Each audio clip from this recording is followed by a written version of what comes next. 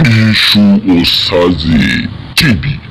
Wato ainihin ku da mana subscribe sannan ku danna wannan wato ainihin ƙararrawa ta yadda za ku samu sanarwa ta musamman.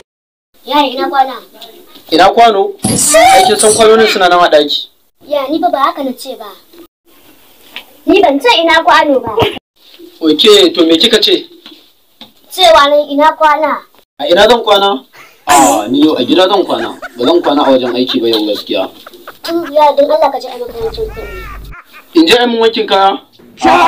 Gaskiya da kaina zan wanke saboda in dai na bada wanki ban da kuɗin da zan ba su. Tunda na ga alamun ka ci kunne, a ni dai na tafi na baka lafiya. Allah ya baki lafiya. To amin. Dama ko ke san ai shi kaɗai ne zai iya warkar da ke daga wannan cutar da kike fama da shi. Kai ne da kake fama da cuta. Ni ba na fama da cuta. Citta? To me zaki da citta? Kash. Gaskiya ya ka ci kunne. Ni da ban lallaba an gutsun da ka zama.